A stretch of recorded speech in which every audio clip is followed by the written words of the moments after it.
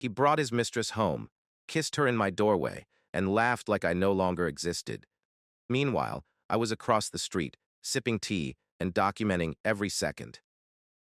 I watched them through the bay window, laughing as they unloaded her designer suitcases from his Mercedes. My husband Nathan and the woman he'd been seeing for the past 9 months, Sienna, his executive assistant. They looked so carefree, so comfortable in my driveway, beside my carefully cultivated hydrangeas, approaching the front door of my house. A house that, as far as Nathan knew, was ours. I sipped my tea slowly from the window seat of the coffee shop across the street, the perfect vantage point for this bizarre spectacle. 3 weeks ago, I'd moved out without a word. Not a single text or note. I'd simply vanished, taking only what I could fit in 2 suitcases, leaving everything else behind. My personal documents, my grandmother's jewelry, and most importantly, the deed to the house safely transferred to a lockbox only I could access. Nathan hadn't bothered to file a missing person report. Not that I expected him to. Our marriage had been unraveling for years, held together by dinner parties, joint investments, and the persistent illusion of success. What I hadn't anticipated was how quickly he'd move his girlfriend in once I disappeared. Before we jump back in, tell us where you're tuning in from. And if this story touches you, make sure you're subscribed, because tomorrow, I've saved something extra special for you. Another tea? Asked Keller, the barista, appearing beside me, coffee pot in hand. Claire, please, I reminded her with a small smile, and yes, that would be lovely. From my perch by the window, I had a perfect view as Nathan fumbled with his house key, Sienna pressing herself against his back, her lips on his neck. They were practically giddy. The house was empty, the wife was gone, and now they could play house together in a $3.1 million Victorian in the most PR neighborhood in town. If only Nathan had paid more attention to the paperwork when we'd purchased it 5 years ago. If only he'd noticed that the deed was solely in my name, a protective measure I'd insisted upon after watching my mother lose everything in her own divorce. Nathan had been too preoccupied with impressing our realtor with market predictions to bother with such minor details. My phone vibrated with a text from my lawyer, Meredith. Meeting confirmed for tomorrow at 8:30 a.m. All documents are ready. Are you certain you want to proceed this way? I typed back quickly, absolutely. Let them enjoy the weekend first. My gaze returned to the house just as they disappeared inside, the front door closing behind them. I could picture it perfectly. Sienna's wide eyes taking in the crown moldings, the marble foyer, the grand staircase. Nathan was playing tour guide, probably embellishing about the vision he'd had for the renovations, conveniently forgetting it was my inheritance that had paid for them. I glanced at my watch. By now, they'd have discovered that most of my belongings were still there. My clothes still hung in the closet. My books still lined the shelves. My perfume is still arranged on the vanity. An abandoned life preserved like a museum exhibit. Nathan would be confused but relieved, assuming I'd left in a hurry, and would eventually come crawling back. He didn't understand that I'd left those things behind, not out of haste, but calculation. Everything in that house had been inventoried, photographed, and legally documented by my team.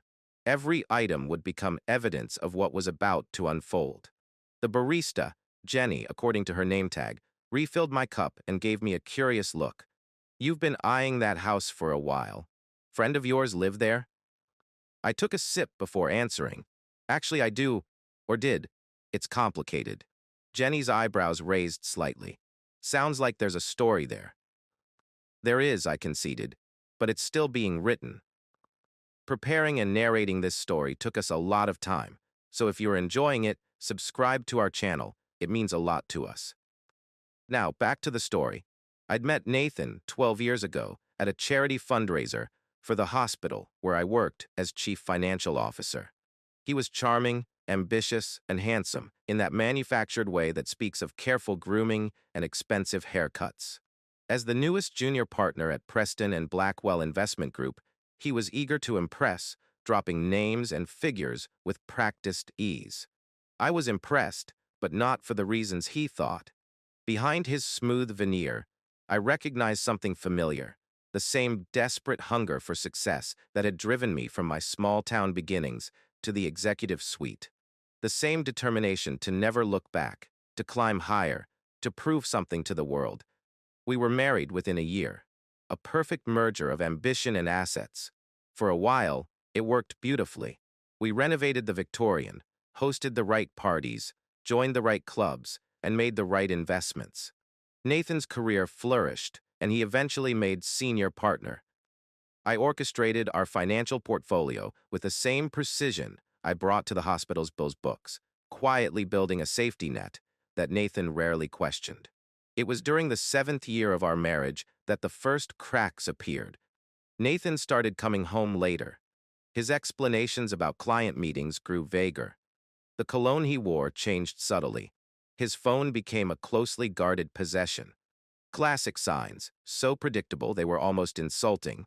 I hired a private investigator, not out of jealousy or even surprise, but out of a practical need to assess the situation. The reports confirmed what I'd suspected. Dinner meetings that extended to nightcaps at hotel bars, weekend conferences that involved only minimal attendance at actual conference events. Still, I held my cards close. Confrontation wasn't my style. It only gave the other person an opportunity to prepare their defenses. Instead, I started making preparations of my own. My phone buzzed again. This time it was Lauren, my best friend and the hospital's legal counsel. "How's the surveillance going? Need backup?" I replied, "All clear for now. They're inside. Dinner tonight?" Lauren had been my confidant throughout this entire process. She'd helped me prepare for the long game, setting up the network of professionals I'd need: forensic accountants, investigators, and specialized attorneys. She understood why I couldn't just walk away or confront Nathan directly. Some betrayals required a more sophisticated response. Across the street, an upstairs light flickered on. The master bedroom. I could imagine Sienna exploring, running her hands over my Egyptian cotton sheets, opening my closets, perhaps wondering if she should suggest to Nathan that they clear out my things. After all, I'd been gone for 3 weeks without a word. Surely I wasn't coming back. What they didn't know was that I'd been watching the house all this time, documenting their comings and goings. I had footage of the first night Sienna had stayed over, just 3 days after my disappearance. I had recordings of them bringing in groceries, wine, and takeout. I had time-stamped photos of them kissing in the driveway, entering and leaving together at hours that made it clear she wasn't just visiting. All evidence of abandonment of the marital property, of disrespect for the marriage, even before any formal separation. Evidence that would prove valuable very soon. The real twist came 9 months ago when Nathan was passed over for managing partner. The position went to Eliza Chambers, a brilliant strategist with an impeccable track record. Nathan had been furious, convinced he'd been robbed of what was rightfully his. He began spending recklessly: a new car, custom suits, lavish gifts for himself, and, as I would later discover, for Sienna. Unknown to Nathan, I'd been tracking our finances meticulously. I watched as our joint accounts dwindled, while my separate accounts, the ones he didn't know about, remained untouched. I observed as he made increasingly risky investments, trying to prove himself worthy of the position he'd lost. And I said nothing, allowing him to believe I was still the supportive, somewhat naive wife who trusted his financial acumen implicitly. What Nathan failed to realize was that I'd been the financial backbone of our marriage from the beginning. My salary had always been higher. My investments are more conservative, but ultimately more profitable. The down payment for our house had come from my savings. The renovations are from my inheritance when my grandmother passed away. I'd kept these details subtle, knowing how important it was for Nathan to believe he was the primary provider. My phone lit up with another text from Lauren. "Just got off the phone with Marcus. He says Nathan's investment group is underwater. Several major clients are pulling out after that PR disaster." I knew all about the PR disaster. Preston and Blackwell had been caught in a scheme involving inflated returns and misappropriated funds. Nathan wasn't directly implicated, but the stains spread to everyone at the firm. Their stock was plummeting, clients were fleeing, and Nathan's own investments, tied closely to the firm's performance, were in free fall, which explained his increasingly desperate moves. I'd noticed large withdrawals from our joint savings account, money being moved into high-risk ventures. Nathan was trying to gamble his way out of trouble, unaware that I'd already protected the bulk of our assets. I finished my tea and left a generous tip for Jenny. It was time to move to the next phase of my plan. As I walked to my car, not the luxury SUV Nathan knew, but a modest sedan I'd purchased through a shell company months ago, I took one last look at the house. Our house, my house. Tomorrow, Nathan and Sienna would leave for what they thought would be a romantic weekend at his family's lake house. They'd return on Sunday evening to find the locks changed, a security system they couldn't disarm, and legal notices plastered to the door. But that was tomorrow. Tonight, I had dinner with Lauren, followed by final preparations with my legal team. The end game was approaching, and timing was everything. At the upscale restaurant where Lauren waited, I checked my reflection in the window. Composed, confident, not a hair out of place. Nothing in my appearance suggested a woman whose marriage was imploding. Nothing revealed the calculated fury beneath my carefully maintained facade. "You look terrifyingly calm," Lauren observed as I slid into the booth across from her. "I don't know whether to be impressed or concerned." "Be impressed," I said, accepting the glass of Cabernet she'd already ordered for me. "Everything is proceeding exactly as planned." Lauren leaned forward, lowering her voice. "And you're certain the house is legally yours? No loopholes he could exploit?" "Absolutely certain. The deed is in my name only. I paid the down payment from my separate account. I handled all the property taxes through my personal accounts. Nathan's name doesn't appear on a single document related to ownership. And he never questioned this arrangement." I allowed myself a small smile. Nathan has always been more interested in appearances than details. As long as he could boast about our house at dinner parties, he never bothered to verify whose name was actually on the deed. Lauren shook her head, both amused and appalled. "Men like Nathan never see women like you coming, do they?" "That's what makes this possible," I replied, studying the menu, though I already knew what I would order. He underestimated me from the beginning, first as an asset, then as an opponent. The conversation paused as our server approached. We ordered, maintaining the appearance of two friends enjoying a casual dinner. Once we were alone again, Lauren pulled out her tablet, switching to business mode. "I've reviewed all the documentation from the forensic accountants," she said. "Nathan has been systematically moving money from your joint accounts into private ones for the past 8 months. Some of it was used for gifts for Sienna, jewelry, weekend getaways, that sort of thing. But the bulk appears to be an attempt to shield assets in anticipation of a potential divorce." I nodded unsurprised, which plays perfectly into our hands. Hiding marital assets is frowned upon by divorce courts. "There's more," Lauren continued, her expression grim. "He's been lying about the firm's stability. Preston and Blackwell is under federal investigation. Rumors of indictments are coming within weeks. Nathan's position is particularly vulnerable." This was new information, but it didn't change my strategy. If anything, it accelerated my timeline. Nathan would be even more desperate now, more likely to make mistakes. "Do you think he moved Sienna in so quickly because he's about to lose everything?" Lauren asked, setting up a backup plan. I considered this, taking a measured sip of wine. "Possibly. Or perhaps he truly believes I'll never come back. Either way, it demonstrates his character, or lack thereof." Our food arrived, and we ate with the efficiency of two professionals accustomed to working lunches and strategic dinners. Between bites, we finalized details for the coming week. The locksmith scheduled for tomorrow afternoon, the security team on standby, and the formal notices prepared by Meredith. "What about your personal items still in the house?" Lauren asked, signaling for the check. "Aren't you worried about what might happen to them?" "Everything of true value financially or sentimentally, is already secured, I assured her. What remains is either replaceable or strategically left behind. Besides, we have detailed inventory and photographic evidence of everything in that house. If a single item goes missing, it becomes another point in our favor. Lauren studied me with a mixture of admiration and concern. You've thought of everything, haven't you? I've had years to prepare, I replied simply.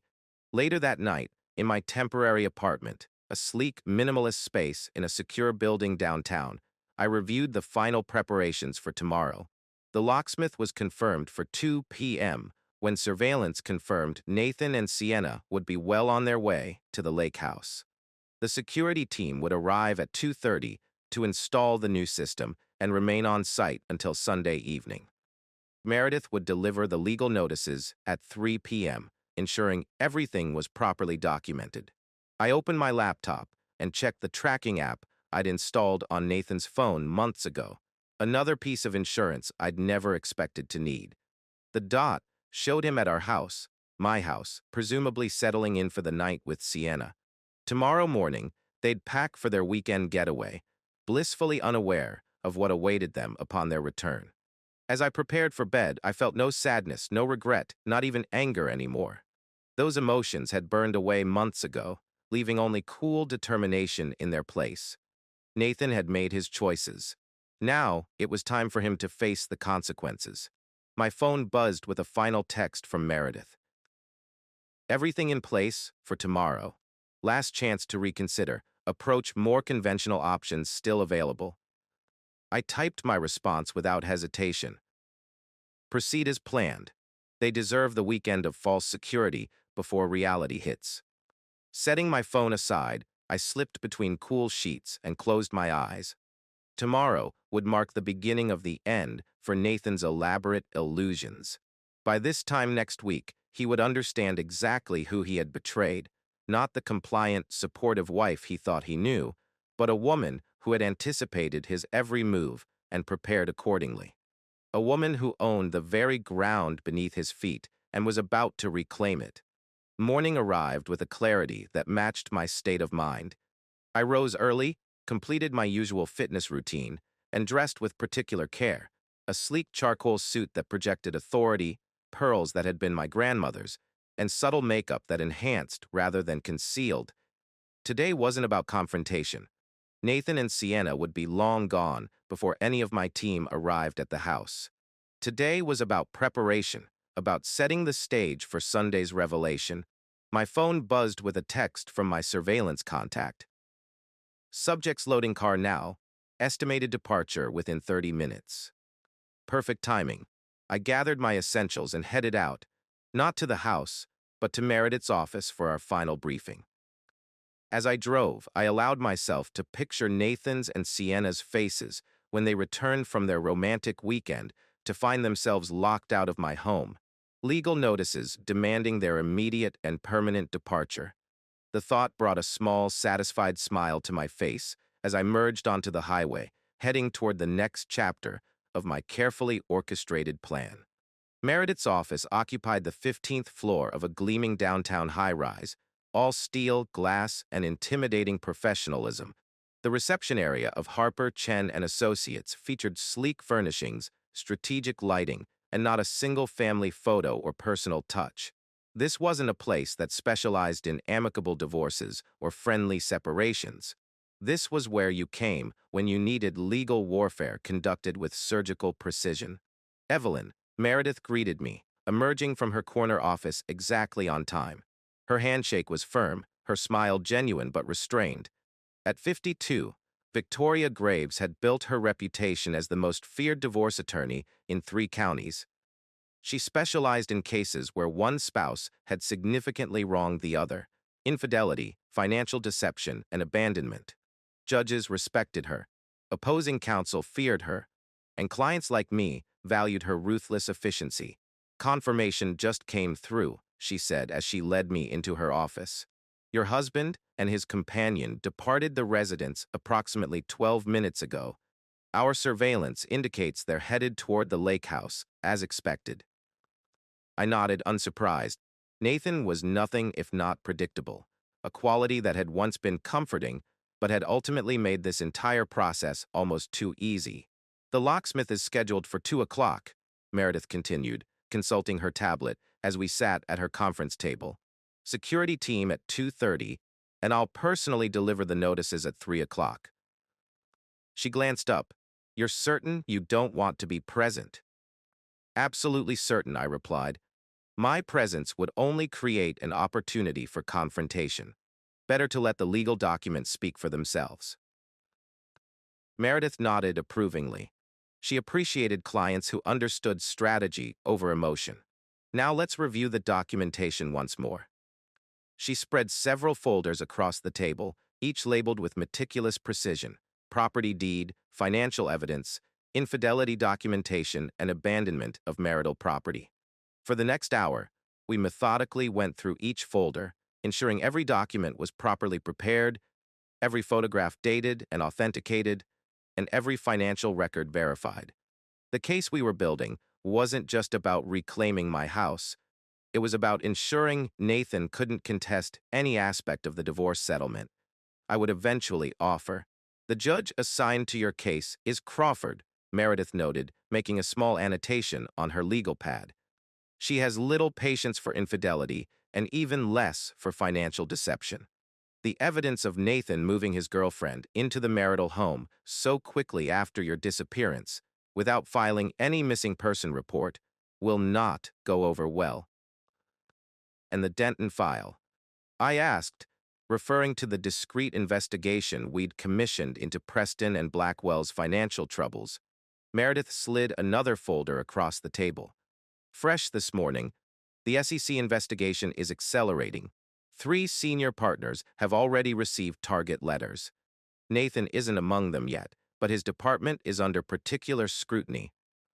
I scanned the report, noting the projected timeline for potential indictments, the specific transactions being investigated, the clients who had already withdrawn their investments. Nathan's professional world was collapsing around him, and he had no idea. I knew. How much time does he have before this becomes public? I asked. 2 weeks.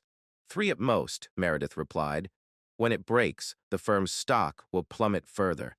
Any investments tied to their funds will be essentially worthless. I closed the folder, a new piece slotting into my understanding of Nathan's recent behavior. That explains the sudden liquidation of our joint investments last month. He's trying to get ahead of the crash.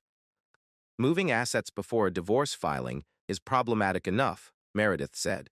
Moving them while aware of pending federal securities charges is considerably worse. Our forensic accountant has tracked 3 separate transfers to offshore accounts in the past 6 weeks. Can we prove Nathan knew about the investigation before making those transfers? Meredith's smile was small, but satisfied. His personal email to Sienna is from February 12th. I quote, "The SEC is sniffing around Fletcher's division. Need to move quickly before this blows up." I raised an eyebrow. You have access to his personal emails. Let's just say Sienna's cloud storage security is significantly less robust than it should be for someone with access to potentially sensitive financial information, Meredith replied with professional detachment. Also, she really should know better than to use her work computer for personal communications. By noon, we had finalized all preparations. The locksmith and security team were confirmed, the legal notices prepped and notarized, and a detailed inventory of all items in the house updated one final time. What happens when they return on Sunday and find themselves locked out? I asked, though I already knew the answer. They'll call you, obviously, Meredith replied. When that fails, they'll likely call a locksmith themselves, at which point they'll discover the new security system and the legal notices. The notices clearly state that any attempt to enter the property without your express permission will constitute trespassing. Given that the deed is solely in your name, and Nathan has been documented moving another woman into the property, his legal standing is extremely shaky. He'll be furious, I noted without particular concern. Undoubtedly, but fury doesn't change legal reality. Meredith gathered the folders, returning them to her secure cabinet. We've arranged for a security detail to monitor the property Sunday evening through Monday morning, just in case he decides to test the boundaries. As our meeting concluded, my phone buzzed with a text from the surveillance team. Subjects arrived at Lake House 11:42 a.m., all clear at primary residence. Everything's on schedule, I informed Meredith. They've reached the house. She nodded, walking me to her office door. I'll call you when everything's completed this afternoon. In the meantime, I suggest you proceed with your day as planned. Best to establish normal patterns of behavior. My normal pattern for today included a scheduled lunch with the hospital board chairman, followed by a meeting with the underwriters for our new expansion project. Everyone at work believed I was in the midst of a trial separation, a simplified version of the truth that explained my temporary change of address without inviting unwanted questions or pity. As I left Meredith's building, I felt strangely light, as though I'd set down a heavy burden I'd been carrying for years. In many ways, I had the weight of Nathan's deception, my silent knowledge of his betrayal, the careful maintenance of our facade of marital harmony. All of it was finally being shed, replaced by the clean, clear lines of legal procedure and financial disentanglement. My phone buzzed again as I reached my car. This time it was Lauren. Lunch is still on for 1:30. Have updates on Dee's workplace situation. I texted back a quick confirmation. Lauren's position as the hospital's legal counsel gave her access to information networks that complemented my own. Her updates were always valuable. The restaurant Lauren had chosen was deliberately casual, a farm-table cafe tucked between a bookstore and a boutique florist in the city's arts district. Not the kind of place Nathan or any of his colleagues would frequent, which made it perfect for our purposes. Lauren was already seated at a corner table when I arrived, her typical court attire exchanged for weekend casual, though even her casual maintained an elegance that spoke of careful curation. You look suspiciously serene for someone in the middle of dismantling her marriage, she observed as I sat down. I prefer to think of it as reorganizing my life, I replied, accepting the menu from our server. Once we'd ordered, Lauren leaned forward, her voice lowered. So Richards, my contact in the Financial Crimes Division, called this morning. The Preston and Blackwell investigation has expanded. They're looking at potential RICO charges now. I set down my water glass carefully. Racketeering, that's more serious than we thought. Apparently, some of the senior partners were running what amounts to a Ponzi scheme for certain high-value clients. The house of cards is collapsing spectacularly. Lauren's expression was grim. Nathan's department was handling some of these special accounts. Even if he wasn't directly involved in creating the scheme, he had to have known something wasn't right. This complicated matters, potentially for the better from my perspective. If Nathan faced criminal charges, his ability to contest our divorce or make claims on my assets would be severely compromised. Timeline? I asked. Grand jury convenes next week. Indictments are likely within the month. Our food arrived, momentarily pausing the conversation. As we ate, I considered the implications of this new information. Nathan was not just facing a divorce and the loss of his home. He was potentially looking at criminal charges, professional disgrace, and financial ruin. A normal person might feel some sympathy, some residual concern for a man they'd spent 12 years married to. I searched my heart and found none. Nathan had made his choices, professional and personal, with a cavalier disregard for consequences. Now those consequences were arriving, and I felt no obligation to shield him from them. Any word about Sienna's involvement? I asked, spearing a forkful of salad. Lauren shook her head. As far as we know, she's just the executive assistant who became the girlfriend.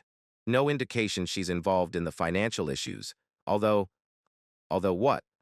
Richards mentioned something interesting. Apparently, Sienna was previously employed at Meridian Capital, another firm that came under SEC investigation 3 years ago. She left just before the scandal broke. Coincidence, maybe. I filed this information away for future reference. Whether Sienna was merely attracted to powerful, corrupt men, or actually involved in their schemes was unclear. Either way, she'd hitched her wagon to the wrong horse this time. "What time is the locksmith arriving?" Lauren asked, changing the subject. 2 o'clock. Everything should be completed by 4. Lauren studied me over her iced tea. "And you're really just gonna let them return to a locked house with no warning, no conversation?" "What conversation would you suggest?" I countered, "Hello, Nathan. I just wanted to let you know that the house you moved your girlfriend into is actually mine, and I'd like you both to leave immediately." "When you put it that way," Lauren conceded with a small smile. "Besides," I continued, "this approach sends a clearer message. Nathan needs to understand that I've been 3 steps ahead of him this entire time. That every move he thought was so clever was anticipated and countered before he even made it." "Remind me never to cross you," Lauren said, only half joking. After lunch, I drove to my temporary apartment to prepare for the afternoon's operations. At precisely 1:45 p.m., I received confirmation that the locksmith was en route to the house. At 2:10, the first photos arrived on my secure server, close-ups of the new deadbolts being installed, the old keys rendered useless. By 2:40, the security team had arrived and begun installation of the new system, one that required both a code and biometric confirmation for entry. My fingerprints and retinal scan were already programmed as the only authorized access points. At 3:05, Meredith texted, "Notices posted on all entries. Copies were sent electronically to Dee's email and delivered physically to his office. Security confirms installation complete. Property secured." I released a breath I hadn't realized I was holding. It was done. My house was reclaimed, legally and physically. Now came the waiting game. To occupy myself during this interlude, I focused on practical matters, reviewing the hospital's quarterly financial projections, preparing notes for Monday's budget meeting, answering work emails that had accumulated over the past few days. I deliberately avoided checking the surveillance feeds from the house or Nathan's location. There was nothing more to see until Sunday evening. That night, I treated myself to a rare indulgence, ordering in from my favorite sushi restaurant, opening a bottle of exceptional sake I'd been saving, and watching a film I'd been wanting to see. Small celebrations for small victories. The true confrontation was still to come. Sunday arrived with unexpected serenity. I spent the morning at a yoga class, followed by brunch with an old college friend who knew nothing of my marital situation. The normalcy was refreshing, a reminder that life continued beyond the drama currently unfolding in my personal sphere. By late afternoon, however, my focus had shifted back to the impending confrontation. According to the tracking data, Nathan and Sienna had left the lake house at 3:17 p.m. Their typical drive time would put them back at the house between 5:30 and 6 p.m. At 5:15, I received confirmation that the security team was in position, unmarked cars at strategic points with clear views of all entrances to the property. Their instructions were clear: observe and document, but intervene only if there was an attempt to forcibly enter the house or if the situation escalated to potential violence.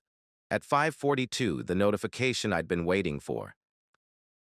Subject's vehicle approaching neighborhood. ETA at property approximately 3 minutes. I settled into the chair in my home office. iPad propped on the desk, displaying the feeds from the security cameras now positioned around my house. Split screens showed the driveway, front entrance, back door, and side gate. Everything was quiet, peaceful, for now. At 5:46, Nathan's Mercedes turned into the driveway. I watched as he and Sienna emerged from the car, laughing about something, completely unaware of what awaited them. They unloaded their weekend bags from the trunk, and Nathan led the way to the front door. The first hint of trouble came when his key failed to turn in the lock. I observed his confusion, the repeated attempts, the growing frustration. Sienna said something, gesturing at the door. Nathan tried again, more forcefully this time. Finally, he stepped back, running a hand through his hair in obvious frustration. Sienna pointed to something, the legal notice prominently affixed to the door. Nathan ripped it off, holding it closer to read in the fading evening light. Even without audio, I could track the progression of his reaction, confusion giving way to disbelief, then anger. He crumpled the notice, threw it to the ground, then pulled out his phone. I knew exactly who he was calling. On cue, my phone began to ring. Nathan's name and photo appeared on the screen. I let it go to voicemail. On the security feed, I watched him leave another furious message, his third in as many minutes. Sienna was on her phone too, perhaps calling a locksmith or researching what to do when locked out of your home. The expected text arrived moments later. What the hell is going on? Why are the locks changed? Call me immediately. I didn't respond. There was nothing to say that the legal notices hadn't already communicated. Nathan's next move was predictable. He stormed around to the back door, Sienna trailing behind, only to find it similarly secured with a matching legal notice. His body language conveyed his escalating rage, the tight shoulders, the clenched fists, the aggressive stance. When he returned to the front yard, he was already on his phone again, likely calling a locksmith. I knew exactly how that conversation would go. The security system we'd installed was registered with all local locksmith services. Any legitimate business would refuse the job once they ran the address through their system and saw the legal hold. Sure enough, Nathan's expression confirmed my prediction. Whoever he was speaking to had clearly declined his request. He ended the call with visible anger, then immediately dialed again. Same result, judging by his reaction. Sienna appeared to be growing uncomfortable, hugging herself as the evening air cooled. She said something to Nathan, who snapped back at her before returning to his futile attempts to contact me. By the 10th call, all sent straight to voicemail, Nathan had progressed to pounding on the front door and shouting. The security team texted an update. Subject becoming volatile. Neighbors are taking notice. Security prepared to intervene if necessary. I texted back. Hold positions unless property damage occurs or physical threats are made. Just as I sent this instruction, Nathan appeared to have a new idea. He returned to his car, rummaged through the trunk, and emerged with what looked like a tire iron. My heart rate increased slightly. Was he actually going to try to break in? Before he could approach the house, however, a police cruiser turned onto the street, slowing as it neared my property. One of the neighbors must have called in a disturbance. Perfect.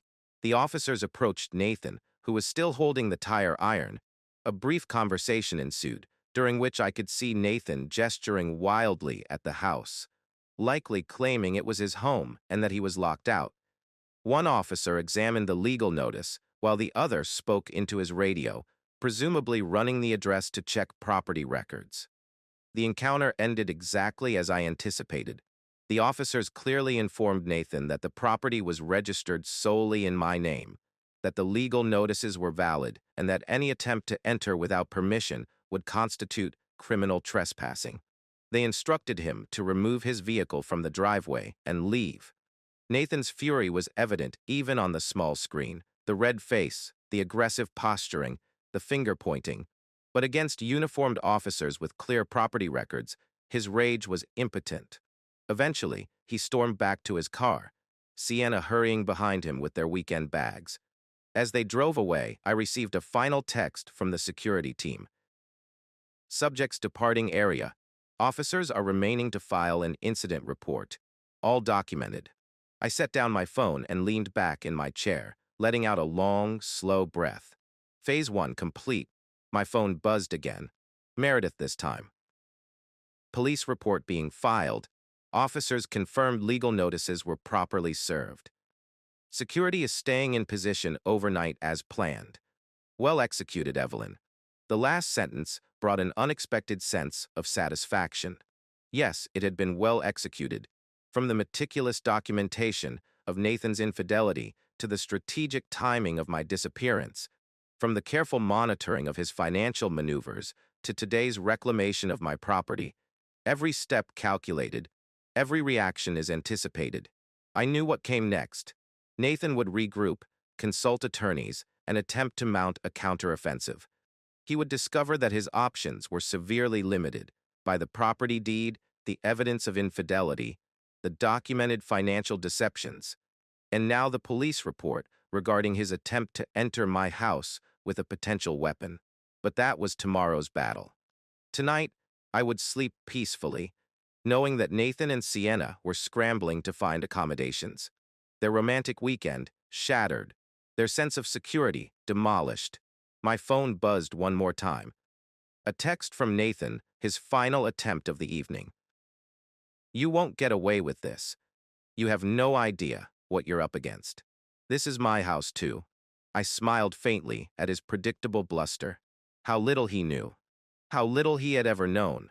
About me, about my capabilities, about the careful groundwork I'd been laying for years. I typed back a single reply, the only communication I would offer him until our lawyers met formally. "Check the property deed, Nathan. You never owned a thing." Then I turned off my phone, poured myself a glass of wine, and settled in for a quiet evening alone. Tomorrow would bring new challenges, new strategies to implement. But tonight, I savored this small victory. The first public move in a game that had been silently unfolding for months. Nathan had always underestimated me. By the time this was over, he would never make that mistake again. Morning arrived with the expected deluge, 16 missed calls from Nathan, 28 text messages, ranging from threats to pleas to accusations. 3 voicemails that progressively declined in coherence and increased in volume. More importantly, there were updates from Meredith. Nathan had contacted 3 separate law firms overnight. 2 had declined to represent him after preliminary research into the property records.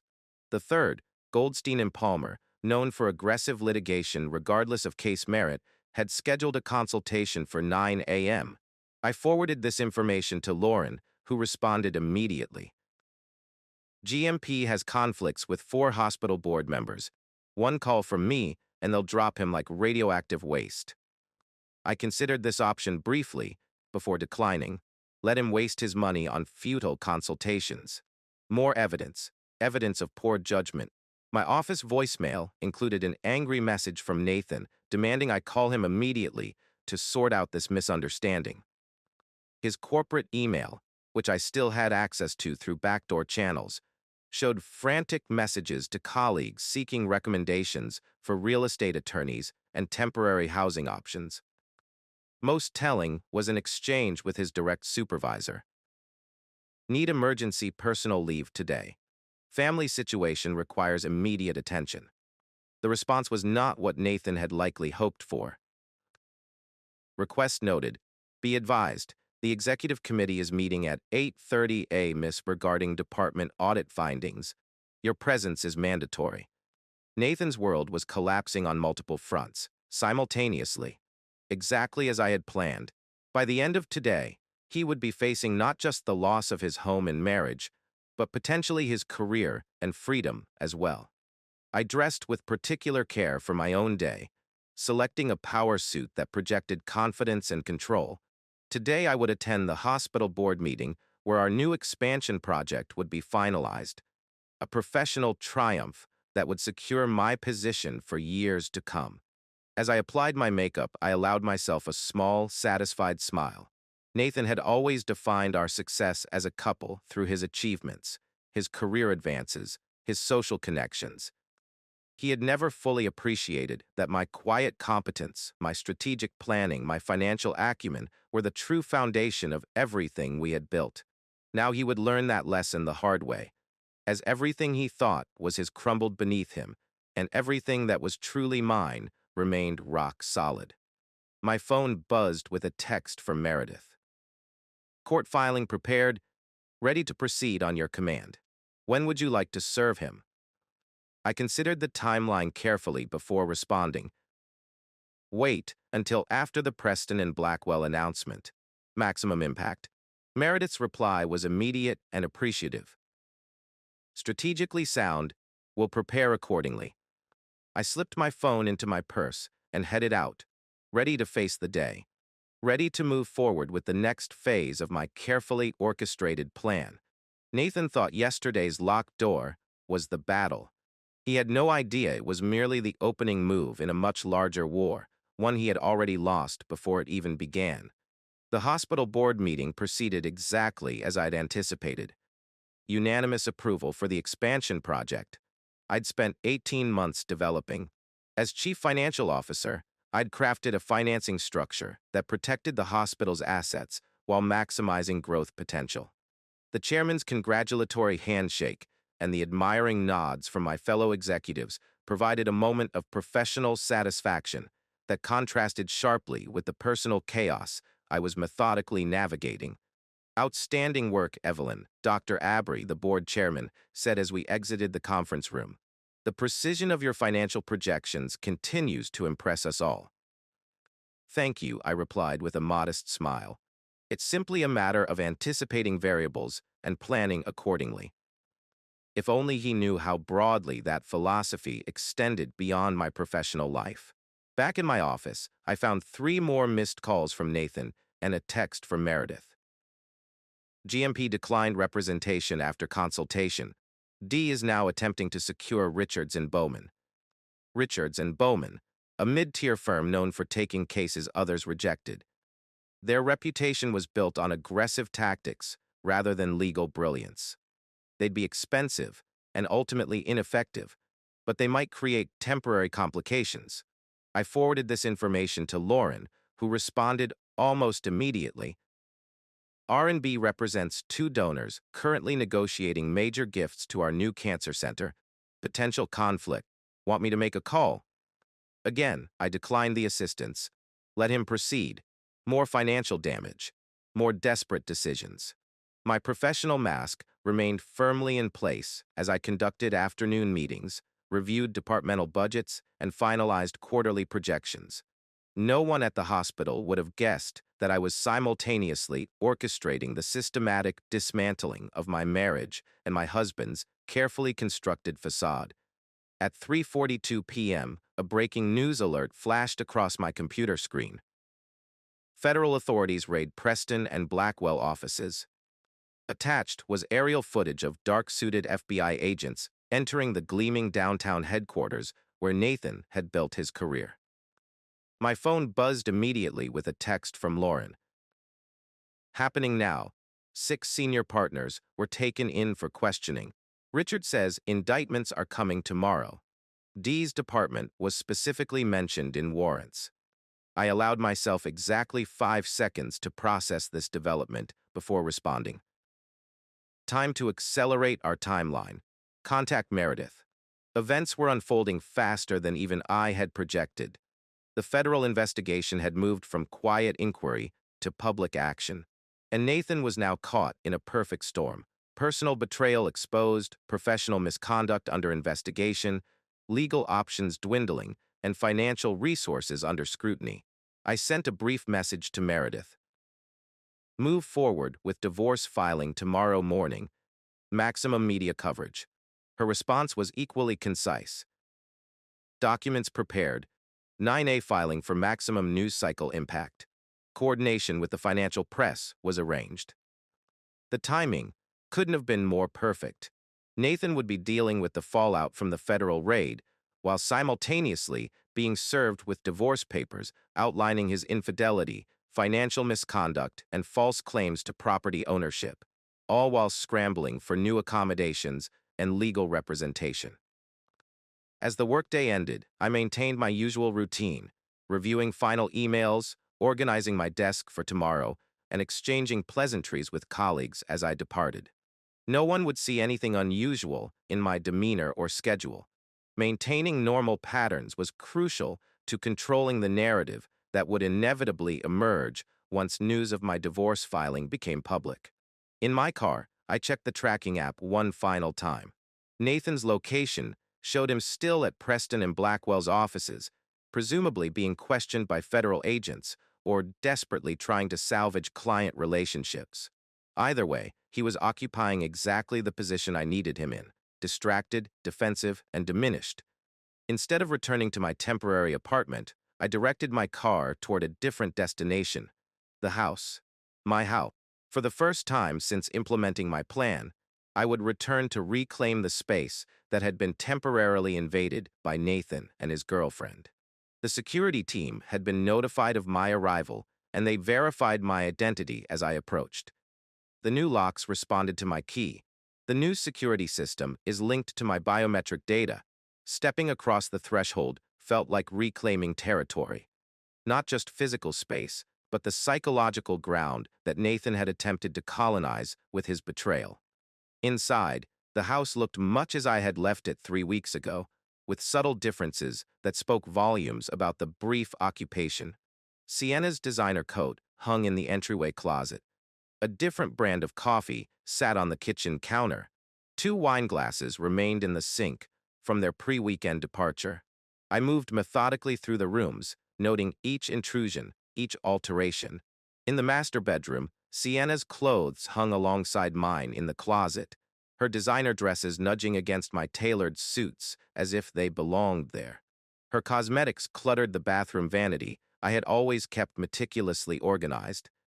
Most telling was the nightstand on what had been Nathan's side of the bed. A woman's novel, a pair of reading glasses that weren't mine, a different brand of hand cream than I used. Sienna hadn't just visited, she had begun establishing permanence, claiming space, settling in. The guest bedroom had been converted to a makeshift office for Nathan. His laptop, docking station, dual monitors, and stacks of financial reports, arranged with the precision he always insisted on for his workspace. A bottle of his preferred scotch sat half empty on the antique side table that had been my grandmother's. I took photographs of everything, additional evidence for the divorce proceedings should it become necessary. Then I began the process of reclamation. Sienna's clothes were removed from the closet, folded neatly, and placed in the designer luggage she had left in the corner of the room. Her toiletries were gathered from the bathroom, wrapped in tissue paper, and added to the same suitcase. Every trace of her presence was methodically erased, not with anger, but with the same clinical efficiency I brought to hospital budget reviews. Nathan's personal items received similar treatment. Business clothes segregated from casual wear, shoes paired and placed in their original boxes, cufflinks and watches secured in their cases. His files were organized chronologically, and electronic equipment was disconnected and packed properly. Even his scotch was recorded, wrapped, and added to the collection. By the time I finished, 8 perfectly packed suitcases and storage containers lined the foyer. Everything Nathan and Sienna had brought into my house, ready for their removal. Nothing damaged, nothing destroyed, nothing is missing. I had erased their presence without diminishing any possessions they could claim as their own. The final touch was a printed notice placed atop the luggage. Personal items ready for retrieval. Contact Harper Chen and Associates to arrange supervised collection. Any attempt to enter property without prior arrangement will be considered trespassing and prosecuted accordingly. As I completed this task, my phone buzzed with another news alert. Preston and Blackwell trading suspended. SEC cites irregular activities in managed accounts. Accompanying the headline was a stock photo of the firm's executive team from last year's annual report. Nathan stood at the edge of the group, smiling confidently in his bespoke suit, unaware that the image would now be used to illustrate his firm's downfall. I forwarded the alert to Meredith with a simple question. Impact on timeline. Her response was immediate. Proceeding as planned. 9 ailing. Media is already monitoring the courthouse for financial crime developments. Our filing will provide additional context. They'll eagerly report. Perfect. The business press would be primed to connect Nathan's professional misconduct with his personal failures. The narrative would write itself. Senior investment executive under federal investigation, also accused of marital infidelity and attempted property theft. His credibility would be destroyed on all fronts, simultaneously. I spent that night in my reclaimed home, sleeping in freshly made beds with new linens I'd brought with me. The security team remained stationed outside, ensuring no unexpected visits disturbed my first night back in my own space. Morning arrived with a flurry of activity. At 8:45 a.m., Meredith texted, en route to courthouse. Filing prepared with expedited processing request. At 9:12. Filing complete. Court has assigned a case number. Initial hearing date request submitted for the earliest available slot. At 9:37. Process server en route to Preston and Blackwell offices with divorce papers. Media alerted to significant development in ongoing financial investigation.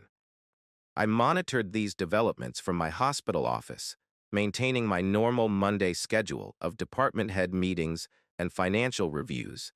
To all outward appearances, I was simply the efficient, focused CFO everyone had come to rely on. No one would connect me to the breaking news story. Until I chose to reveal that connection. At 11:23 a.m., the text I'd been waiting for arrived from Meredith. Papers served. D received documents in front of colleagues and federal investigators. Maximum impact achieved. I could picture the scene perfectly. Nathan being handed legal documents while already under scrutiny from federal authorities. His professional mask cracked as he realized the papers outlined not just divorce proceedings, but also detailed allegations of infidelity, financial misconduct, and false property claims. His colleagues watched his composure shatter. The federal investigators noted his emotional response for future reference. By noon, the story had broken across multiple financial news outlets. Preston and Blackwell executives served with divorce papers amid federal raid. One particularly thorough reporter had already connected the dots. Court records show the investment director's wife owns property he claimed as a marital asset. Nathan's professional and personal collapse was now public knowledge, his humiliation complete and documented, just as I had planned. My phone began ringing incessantly. Calls from Nathan, from unknown numbers, likely reporters, from mutual acquaintances, curious about the breaking story. I declined them all, maintaining my focus on hospital business, as if nothing unusual was occurring. Lauren appeared in my office doorway just after my last scheduled meeting, closing the door behind her. "It's everywhere," she said without preamble. "Every financial news outlet, local stations, even some national coverage because of the SEC angle. Nathan's face is all over the business channels." I nodded, unsurprised. "Has he attempted to contact you?" "3 calls in the past hour," Lauren confirmed. I didn't answer. Hospital counsel has no comment on the personal matters of employees' spouses. And the board? Abernathy called an emergency executive session for 3 p.m. They'll want reassurance that this won't impact hospital operations or the expansion project. I glanced at my watch. I'll prepare a statement addressing potential concerns. Lauren studied me with a mixture of admiration and concern. "You're remarkably calm for someone whose divorce has just become breaking news." "This is merely the implementation phase of a plan that's been in development for months," I replied. "Everything is proceeding as anticipated." The hospital board meeting was brief and focused. I presented a concise overview of my personal situation, emphasizing that my financial holdings were entirely separate from Nathan's, that the house and all major assets were solely in my name, and that the divorce proceedings would not impact my professional responsibilities or the hospital's financial projects. "The timing of these revelations is unfortunate, but ultimately beneficial," I concluded. "With everything now in the open, there will be no lingering questions or concerns that might distract from our work going forward." Dr. Abernathy voiced the board's unanimous support, noting that my characteristic foresight in keeping my financial affairs separate from Nathan's demonstrated the same prudence I brought to managing the hospital's resources. By the time I left the hospital that evening, 3 significant developments had occurred. First, Preston and Blackwell had announced the immediate suspension of 6 executives, including Nathan. Second, the SEC had filed formal charges against the firm for securities fraud, market manipulation, and fiduciary negligence. And third, Nathan had been photographed by news crews leaving the firm's offices with a cardboard box of personal items, the universal symbol of unceremonious termination. As I drove home, My phone rang with a call from a number I didn't recognize. Against my better judgment, I answered through the car's Bluetooth system. Evelyn. Sienna's voice, unexpectedly steady despite the circumstances. We need to talk. I believe my attorney has provided instruction for retrieving your personal items, I replied, maintaining the same professional tone I would use with a difficult vendor. This isn't about clothes or toiletries, she said, an edge creeping into her voice. This is about Nathan, about what you're doing to him. I allowed a moment of silence before responding. What I'm doing to him. Interesting perspective. He's being destroyed professionally because of your timing, Sienna continued. You could have filed for divorce any time. You deliberately coordinated with the SEC investigation to maximize damage. An intriguing theory, I conceded, slowing for a red light, though it presumes I have influence over federal regulatory agencies. Don't play innocent, Sienna snapped. I've worked in financial firms long enough to recognize a coordinated attack. You've been planning this for months. And you've been sleeping with my husband for months, I countered, my voice remaining calm. Perhaps longer. Your professional insights should have warned you about the risks of associating with someone like Nathan, personally and professionally. A pause. Then, what do you want? Money. Some sort of revenge. What would it take to end this scorched earth campaign? The light turned green, and I accelerated smoothly. I already have what I want, Sienna. My house, my asset, my reputation intact. Nathan's actions, professional and personal, have consequences. He's experiencing them now, as are you by association. You cold calculating, she hissed. No, I corrected her. Methodical, strategic, forward-thinking. The qualities Nathan once claimed to value in me before he decided a younger, more compliant companion would better serve his ego. Another pause, longer this time. When Sienna spoke again, her voice had changed, less confrontational, more calculating. What if I have information, things Nathan told me about your finances, about the hospital's dealings, things that might interest certain investigators? Ah, there it was, the threat beneath the anger. I smiled slightly, though she couldn't see it. That would be ill-advised for two reasons, I replied. First, any financial insights Nathan shared with you were likely fabrications, designed to impress you with his non-existent acumen. And second, false allegations to regulatory agencies are themselves prosecutable offenses, as I'm sure you're aware from your extensive experience in financial firms. I could almost hear her recalculating, trying to find leverage that didn't exist. Retrieval of your personal items can be arranged for tomorrow between 2 o'clock and 4 p.m., I continued. A representative from Harper, Chen & Associates will be present to supervise and document the process. If that time frame doesn't work for you, alternative arrangements can be discussed with my attorney. Good evening, Sienna. I ended the call before she could respond, satisfied that another potential complication had been neutralized. Sienna might be angry, but she was also strategic enough to recognize a losing position when she found herself in one. As I pulled into my driveway, I noticed Lauren's car already parked by the curb. She was waiting on the front steps, holding a bottle of champagne and wearing an expression that mixed concern with celebration. I thought you might need company tonight, she explained as I approached. The news coverage is intensifying. They've connected the divorce filing to the SEC investigation, and they're digging into Nathan's background, previous relationships, everything. I unlocked the door, disarming the security system with my fingerprint. Was that your doing? I asked, genuinely curious about the accelerated media interest. Lauren shook her head as we entered. This is pure journalistic feeding frenzy. Financial scandal plus personal betrayal equals ratings gold. They're running with it without any encouragement needed. In the kitchen, I gathered glasses while Lauren opened the champagne. The quiet domesticity of the moment contrasted sharply with the public storm surrounding Nathan's downfall. Have you seen the footage? Lauren asked, pouring the champagne. Nathan being escorted from the building, it's all over the business channels. I shook my head. I've been focused on hospital matters. Lauren pulled out her tablet and navigated to a news site. The video played automatically. Nathan emerged from the Preston and Blackwell building, jacket collar turned up against the cameras, ignoring reporters' shouted questions as he hurried toward a waiting taxi.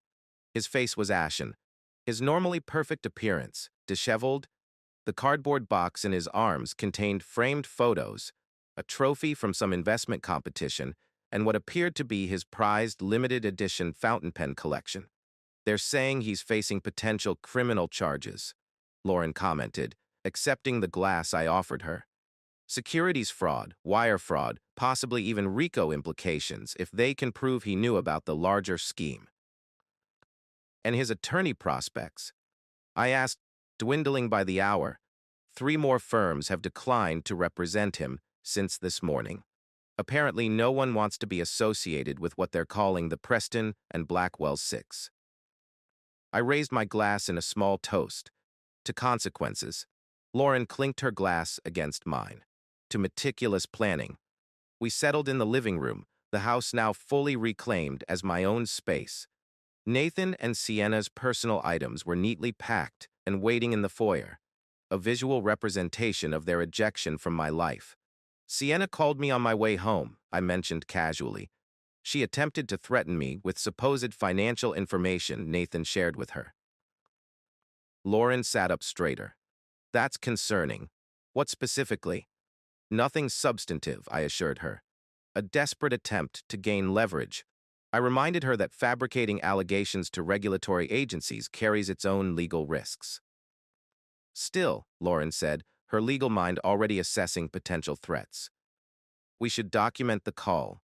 It could constitute attempted extortion, depending on the precise wording she used." I nodded in agreement. "I'll have the car's call recording system. Download the audio file. Meredith should have it for her records." As the evening progressed, we discussed next steps. The initial divorce hearing scheduled for the following week, the media strategy for addressing inevitable questions, and the security measures still in place to prevent any unauthorized visits from Nathan. Around 8 p.m., my phone buzzed with a text from an unknown number. "This isn't over. You have no idea what's coming." I showed the message to Lauren, who immediately took a screenshot. "Documented threat. I'll forward it to Meredith and the security team." "He's desperate," I observed. "His professional reputation destroyed. His personal life. His financial resources are dwindling. Desperation leads to mistakes." "Which is exactly what we anticipated," Lauren nodded. "Each reckless action or threat simply strengthens your position." By the time Lauren left, we had refined the strategy for the coming days, maintaining my professional composure at the hospital, documenting any contact attempts from Nathan or Sienna, proceeding methodically with the divorce filing while the Preston and Blackwell investigation unfolded in parallel. Alone in my reclaimed house, I conducted one final walkthrough before retiring for the night. Every room is now restored to my preferred order. Every intrusion was removed. Every space reclaimed. The physical manifestation of the larger reclamation taking place in my life. As I prepared for bed, my phone buzzed with a final update from Meredith. "Court date confirmed for next Monday. Judge Crawford was assigned as anticipated. D has secured representation from Westmoreland Group. Final firm willing to take his case. Limited resources. Questionable strategy." I responded with a simple acknowledgement, then set my phone aside. Everything continued to unfold according to plan. Nathan scrambling to secure subpar legal representation, the divorce proceedings advancing on our preferred timeline, the media connecting all the unsavory elements of his professional and personal conduct. Tomorrow would bring new developments and new challenges to navigate. But tonight, I would sleep peacefully in my own bed, in my own home, secure in the knowledge that Nathan's belated education about property deeds, financial independence, and the consequences of betrayal was proceeding exactly as designed. Morning arrived with new developments, some expected, some surprising in their timing, but not their substance. The first notification came from the security team. D attempted property access at 6:17 a.m., appeared intoxicated, verbal confrontation with security personnel, departed when police were mentioned, full report and video forthcoming. The second was a news alert. Preston and Blackwell managing director charged in federal probe. 6 others were named as co-conspirators. Nathan's name appeared fourth on the list of those charged. The third was for Meredith. Emergency motion filed by Dee's new counsel requesting immediate access to marital property and assets. Hearing scheduled for 2 p.m. today. Your presence is requested but not required. Lauren called as I was reviewing these updates. Have you seen the morning news? They're calling it the biggest financial fraud case since Madoff. Nathan's facing up to 30 years if convicted on all counts. I've seen it, I confirmed, already mentally adjusting my schedule to accommodate the unexpected court hearing. More pressing is his attorney's emergency motion this afternoon. Standard desperate tactic, Lauren assessed. They'll claim he needs access to marital property for documents relevant to his defense. Judge Crawford won't be sympathetic, especially given the property deed and his documented infidelity. I'll attend nonetheless, I decided. Better to appear reasonable and cooperative with the court, even as we maintain our position. The morning proceeded with careful coordination, rescheduling hospital meetings, briefing Meredith on the latest developments, and reviewing security footage of Nathan's early morning attempt to access the property. The video was particularly illuminating. Nathan, clearly intoxicated, arguing with the security personnel stationed discreetly in an unmarked car near the property. His appearance was shocking. Unshaven, wearing what appeared to be the same clothes from yesterday, his normally perfect hair disheveled. The transformation from polished investment executive to desperate, intoxicated trespasser had occurred in less than 24 hours. More telling was his behavior, the wild gesticulations, the finger-pointing, the visible rage.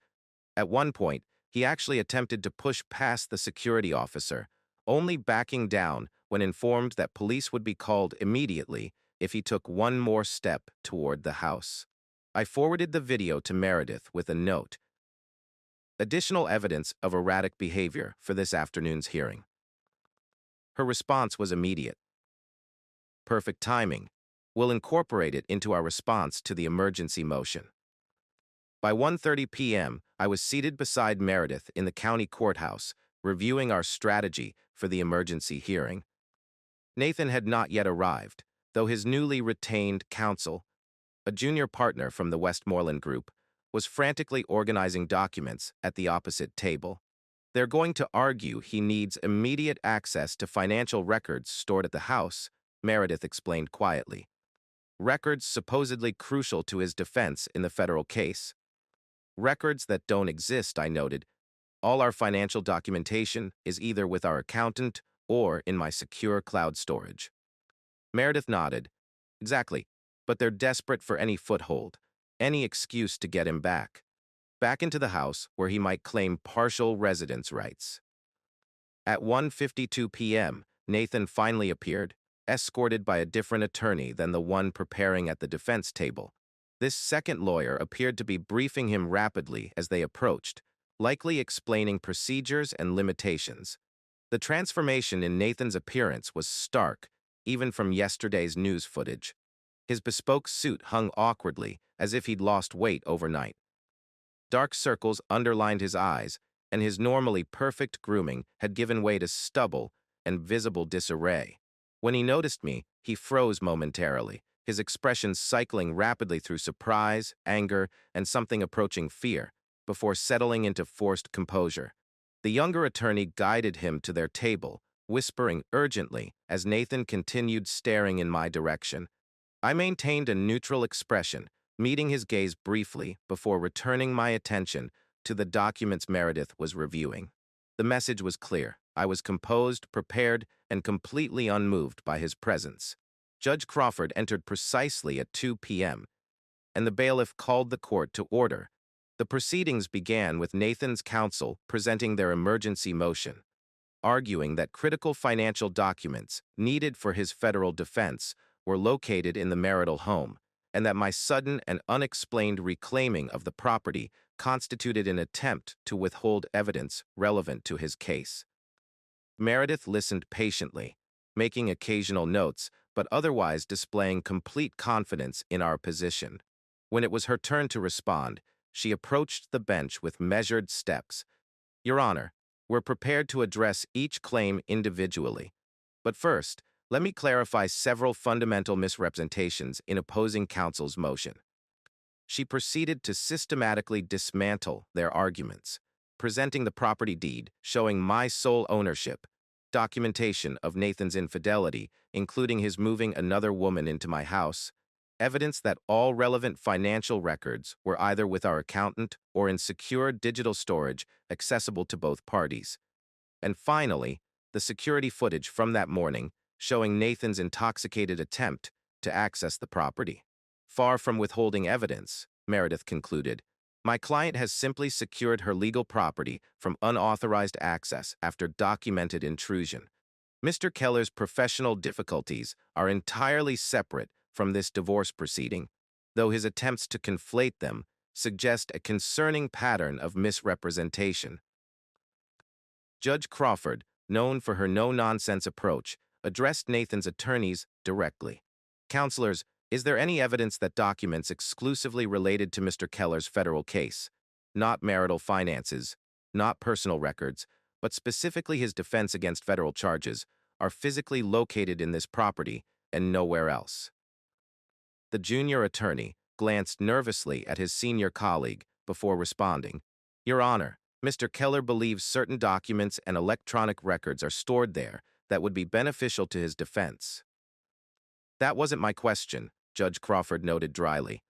I asked for evidence that crucial defense materials exist exclusively in that location. We don't have specific inventory, Your Honor, but... Motion denied, Judge Crawford interrupted. The property is clearly in Miss Keller's name only. Mr. Keller's unauthorized use of it to house his paramour, followed by his documented intoxicated attempt to access it this morning, demonstrates precisely why supervised access is appropriate. She turned to Meredith. Miss Harper, your client has already arranged for the organized retrieval of Mr. Keller's personal belongings, correct? Yes, Your Honor. All personal items have been carefully packed and are available for supervised retrieval at scheduled times. Then that arrangement shall continue, Judge Crawford ruled. Mr. Keller may schedule supervised access to retrieve his belongings, but he may not reside in or freely access the property. Furthermore, this court will not entertain additional emergency motions without substantive new evidence. With a final bang of her gavel, the hearing concluded, a complete victory for our position. Nathan sat stunned at the defense table, while his attorneys whispered urgently, likely explaining the implications of the ruling and attempting to develop an alternative strategy. As Meredith and I gathered our materials to leave, Nathan suddenly stood and approached our table, ignoring his attorney's attempts to restrain him. Claw, he said, his voice pitched low but intense. We need to talk. This has gone far enough. You've made your point. Meredith immediately stepped between us. Mr. Keller, all communication should be through counsel. I suggest you return to your attorneys. This is between me and my wife, Nathan insisted, attempting to move around Meredith. Ex-wife, I corrected him calmly, meeting his gaze directly. And Meredith is right. We have nothing to discuss outside of legal proceedings. Something in Nathan's expression shifted, the facade of control cracking to reveal the desperation beneath. You don't understand what you're doing, he hissed. The damage you're causing, to me, to my career, to my life.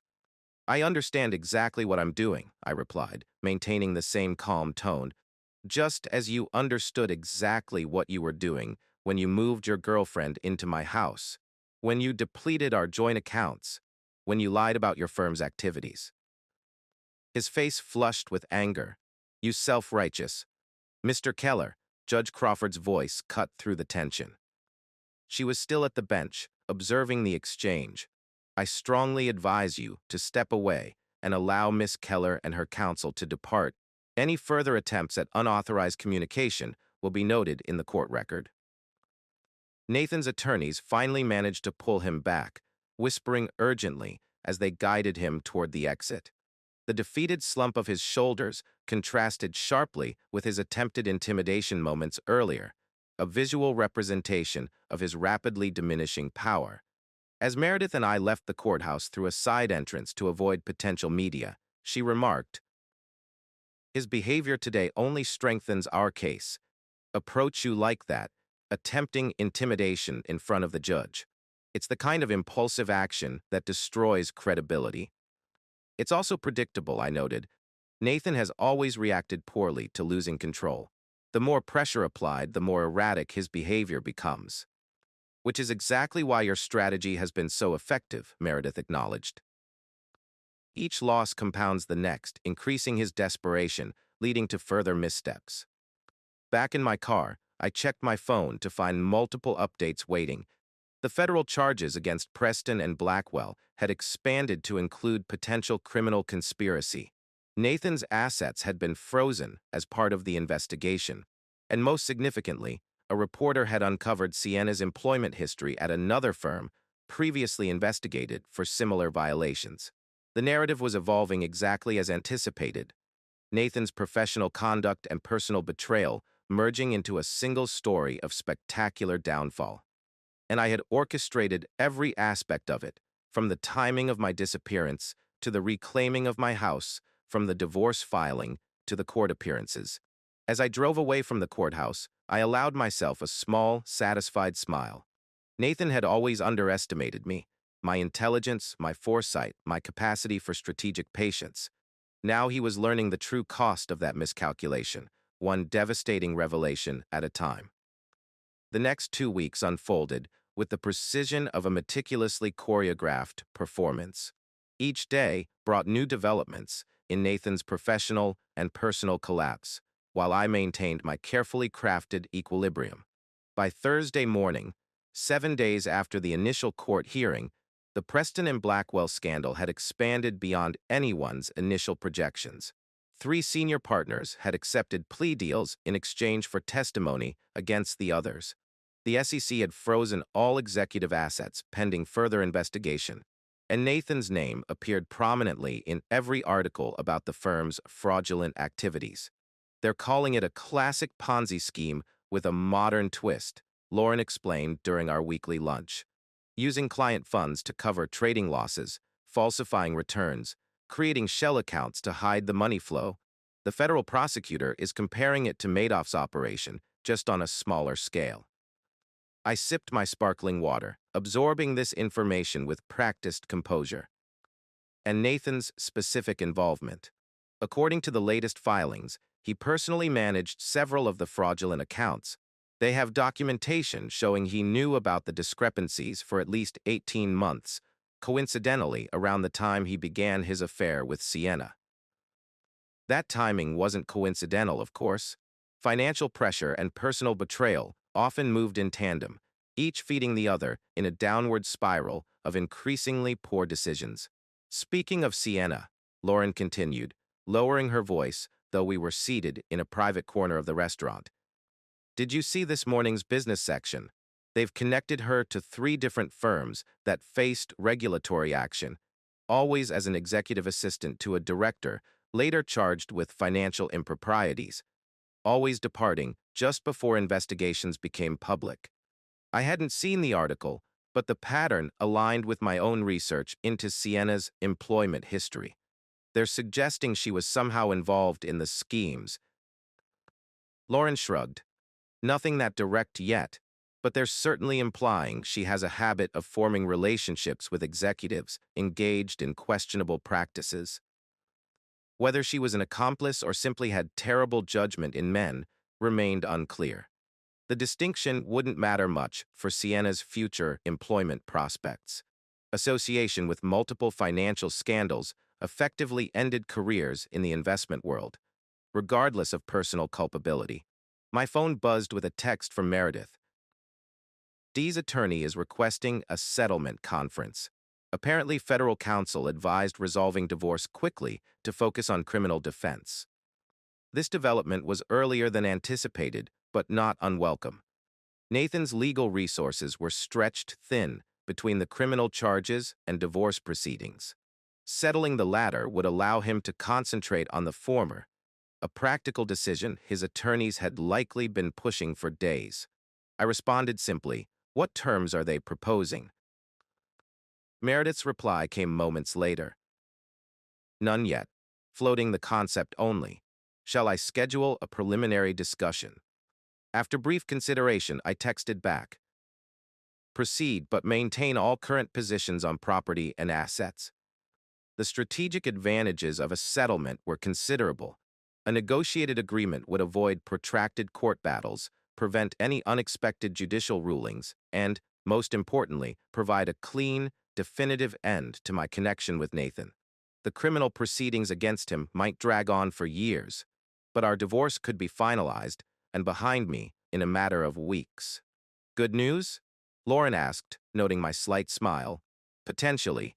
Nathan's counsel is requesting settlement discussions." Lauren raised an eyebrow.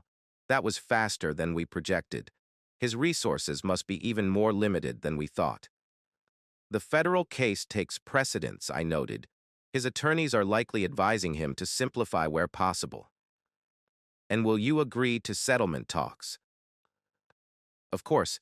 A clean resolution benefits me as much as him, provided the terms reflect reality." Reality being that I owned the house outright, that my financial assets were properly segregated from his, and that his infidelity and financial misconduct had been thoroughly documented. Any reasonable settlement would acknowledge these facts, rather than contest them. As lunch concluded, I received another text from Meredith. "Meeting scheduled for tomorrow, 8:30 a.m.d. will not attend personally, counsel only." Perfect. Negotiating with attorneys rather than Nathan directly would keep emotions removed from the proceedings, allowing for more efficient resolution. The fact that Nathan wouldn't be present suggested his lawyers had recognized his volatility as a liability in negotiations. The rest of the day proceeded according to my carefully maintained schedule. Hospital budget meetings, review of the expansion project timelines, routine administrative tasks that anchored my professional identity, regardless of personal circumstances. By evening, another significant development had emerged. The business press had uncovered connections between specific fraudulent accounts at Preston and Blackwell and offshore entities linked to Nathan personally. The implications were damning, not just professional misconduct within the firm, but potential personal enrichment through deliberately deceptive practices. Meredith called as I was reviewing these reports. "Have you seen the latest?" "Just reading it now," I confirmed. "This changes our settlement approach," she noted. "If these offshore accounts are verified, they would constitute hidden assets subject to discovery in divorce proceedings. Unless we agree not to pursue them as part of a settlement," I pointed out. Meredith paused, then chuckled softly. "And this is why you're my favorite client." "Exactly. We now have additional leverage for tomorrow's discussion." "How would you suggest we proceed?" "Let them make the initial offer," Meredith advised. "I suspect it will be surprisingly generous, given these new revelations.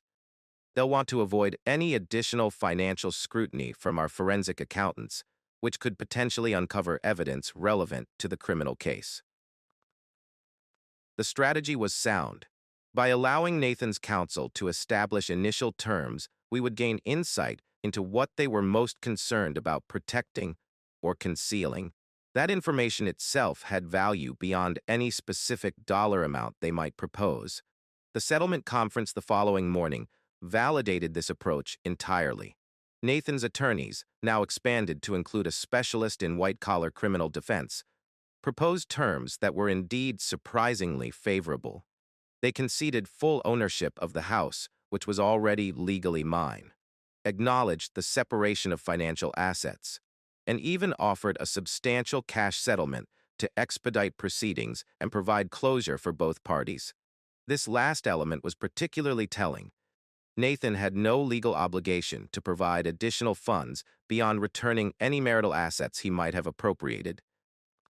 A voluntary cash settlement suggested strongly that his legal team feared what further financial investigation might uncover. Meredith received their proposal with professional neutrality, promising to review the terms with me and respond within 48 hours. As soon as we were alone in her office, however, her poker face gave way to a satisfied smile. "They're terrified of financial discovery," she observed, highlighting specific clauses in the settlement agreement. These waivers of further accounting, the expedited timeline, the non-disclosure provisions, all designed to prevent our forensic accountants from examining his finances further. I reviewed the document carefully, noting the generous terms alongside the restrictive clauses. The cash settlement is significantly higher than we anticipated. "Blood money," Meredith said bluntly. "They're hoping you'll take it and walk away without asking questions about where it came from or what else might be hidden." And if we countered by demanding full financial disclosure instead of accepting the settlement? Meredith leaned back in her chair, considering it would delay the divorce proceedings, potentially by months. Any information we uncovered would likely be shared with federal prosecutors through discovery requirements. Nathan's criminal exposure would increase significantly. I weighed these options carefully. The settlement offered immediate closure and substantial financial compensation. Further investigation promised potential satisfaction in seeing Nathan face additional consequences, but at the cost of prolonging my own connection to him and his misdeeds. Draft a counteroffer, I decided. Accept the general framework, but increase the settlement amount by 30%. Add provisions for retrieval of any remaining personal items from the house, and include strict non-contact requirements going forward. Meredith nodded approvingly. They'll accept. The additional amount is significant but not prohibitive, and the non-contact provisions benefit Nathan as much as you at this point. She was right. By that evening, Nathan's counsel had agreed to our counteroffer with minimal negotiation. The final settlement included the increased financial compensation, comprehensive non-contact provisions, and an expedited timeline for finalizing all documentation. The divorce would be complete within 10 days, assuming the judge approved the settlement terms, which Meredith assured me was virtually certain given the circumstances and Judge Crawford's previous rulings. As I left Meredith's office that evening, a notification appeared on my phone. A news alert with Nathan's name in the headline. Preston and Blackwell executive released on $2 million bail. Passport surrendered. The attached article included a courthouse photograph of Nathan leaving his bail hearing. The transformation was shocking, even to me. In just 2 weeks, he had aged a decade. The polished, confident investment director had been replaced by a haggard, defeated figure in an ill-fitting suit. Photographers captured him shielding his face from cameras, shoulders hunched, escorted by grim-faced attorneys on either side. Most telling was the complete absence of Sienna in any recent coverage. According to Lauren's sources, she had left the city 3 days ago. Her destination was unknown. Whether she had abandoned Nathan to his fate or been advised to distance herself from the case remained unclear. Either way, his personal and professional support systems had evaporated simultaneously. The following week passed in a blur of paperwork, signatures, and final arrangements. The divorce settlement was submitted to the court, reviewed by Judge Crawford, and approved with remarkable efficiency. Nathan's attorneys pushed for immediate processing, likely under instruction to resolve the divorce before additional criminal charges might complicate matters further. On a crisp Tuesday morning, Meredith called with the news I had been waiting for. "It's done. The judge signed the final decree this morning. You are officially divorced."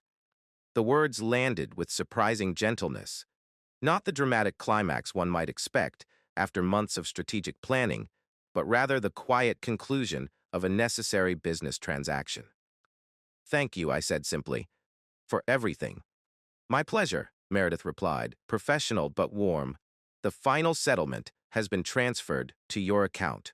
The title to the house has been re-registered with additional notations confirming sole ownership. All legal notifications have been sent to relevant parties, and the non-contact provisions are in full effect immediately. Any attempt by Nathan to contact you directly would constitute a violation of a court order, potentially resulting in additional legal consequences. Another loose end, neatly tied. Nathan would not be appearing on my doorstep or calling my phone in desperate attempts to negotiate or manipulate. The legal barriers were now as firm as the emotional ones I had constructed months ago. That evening, Lauren arrived at my house with an expensive bottle of champagne and a small, elegantly wrapped package. To commemorate the occasion, she explained as I welcomed her inside. We settled in the living room, now redecorated to my personal preferences rather than the compromise style that had characterized my marriage to Nathan.